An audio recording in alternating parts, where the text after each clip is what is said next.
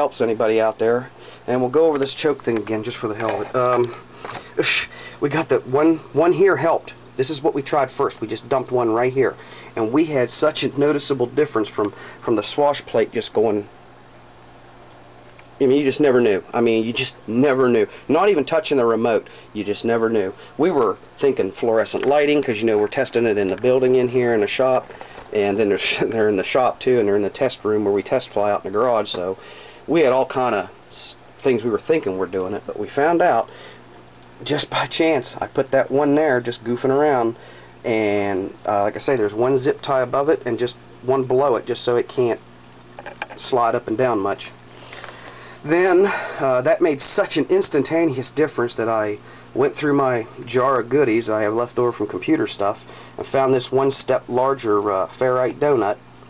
And sometimes you find these things there in two halves and zip tied to make them into a hole. I don't suggest that, because if that happened to pop loose on you literally in midair, you're going to lose the choke system, and then it's going to instantly become unflyable again.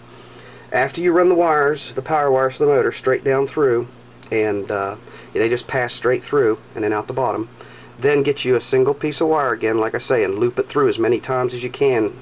And then I zip tie it just to keep anything from shaking. But solder them to the lug.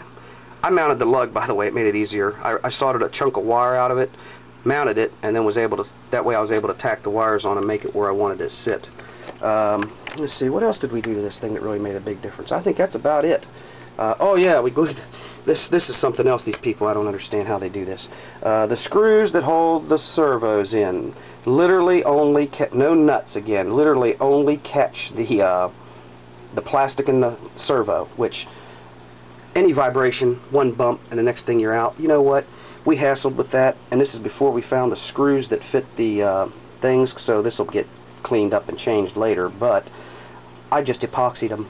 I just used the 15-minute epoxy and literally went around the servos and the metal mounts, all of them, front, all three of them. All three of them are that way because it made them stationary. They don't move. And this thing, once it's brushless, has so much lift and power anymore that you can't have nothing moving.